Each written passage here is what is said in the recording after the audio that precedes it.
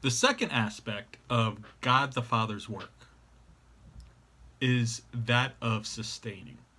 God not only created all that we see around us, but he actively sustains it moment by moment. Psalm 104 pictures this beautifully. The entire psalm is a great one, with some of the beginning verses being about the creative aspect of it. Let me read Psalm 104, 27 through 30, which is specifically talking about God sustaining the creation. All of them wait for you to give them their food at the right time. When you give it to them, they gather it. When you open your hand, they are satisfied with good things. When you hide your face, they are terrified. When you take away their breath, they die and return to dust. When you send your breath, they are created. You renew the face of the earth. This entire psalm is awesome, but there are a few key parts. Verse 5 through 9 are about God's creative works. God sets boundaries, establishes places, and marks borders, creating the universe as we know it. But then in verse 10, and throughout the rest of the passage, it changes from the work that God has done in creating to the work God is doing sustaining the creation. There are many great lines throughout the psalm, but looking at verses 27 through 30, God gives all creatures their food at the proper time from his hand. They fear the lack of God's presence. God's breath provides their life. God's spirit creates them and renews the face of the earth. God is intimately and constantly involved in the everyday and every moment processes of creation. God is still working and sustaining that which he has created. God isn't involved in the minutiae of details it takes for creation to be maintained day in and day out. If God were to remove his sustaining hand, the universe would cease to function immediately.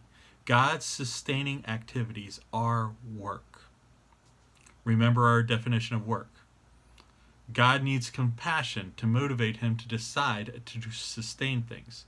He needs to know what those things need to be sustained. He needs the wisdom to know how to best provide it. He needs to have the power to provide what is needed. He needs perseverance to continue to provide as long as the sustenance is needed. This sustaining nature of God's work is a very consistent and repetitive process. Do you have a piece of your work that is repetitive in nature? Do you have daily tasks that you must do in order for things to run properly? Many of us have occupations where we have to do the same thing over and over again. Nurses, patients, teachers, bus drivers, and cooks provide many of the same services every day. Their jobs are never complete. Their task is sustaining others renew themselves on a daily basis. Secretaries, bankers, information technologists, and mechanics must treat processes and equipment in very similar ways.